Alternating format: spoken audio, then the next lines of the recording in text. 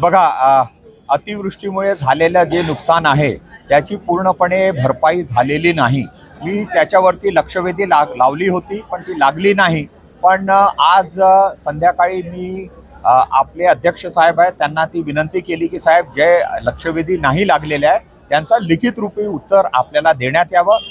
माझ्या मतदारसंघातली परिस्थिती पूर्णपणे किती लाभार्थी आहेत, कितींना मिळालेला आहे, किती मिळालेला आहे याचा उल्लेख मी त्या पत्रामध्ये केला. गोसे खुर्द बद्दलची बैठक जी लागली होती ते भंडारा जिल्हाधिकाऱ्यांनी लावली होती आणि त्याच्यामध्ये माझ्या मतदारसंघाचा फक्त एकच इश्यू होता.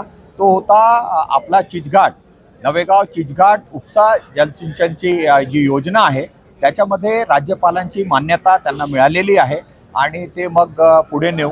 एक आगळीवेगळी बैठक आम्ही आपले जयस्वाल साहेब आहे पुनर्वसन मंत्री, त्यांना आम्ही दिलेली आहे. आणि त्याच्यामध्ये दोनच मुख्य मागण्या आपण करतो आहे.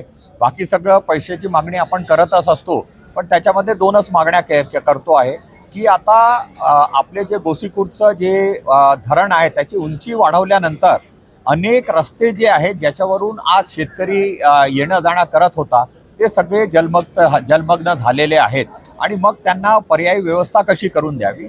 आणि दुसरा मुद्दा असा आहे की थुटानबोरी या एरियामध्ये अनेक जे आपले पुनर्वसित लोक आहेत त्यांचे त्यांना पुनर्वसन त्यांचं झालेलं आहे आपल्या सालेभट्टीला आणि त्यांचे शेतं राहिलेले आहेत. मग शेती करण्याकरता त्यांनी तिथं जावं, एक 20-30 किलोमीटरचा प्रवास आहे, तर त्यांची शेतीसुद्धा अधिग्रहण करण्यात यावी. अशा दोन मुख्य मुद्दे आपण त्यांना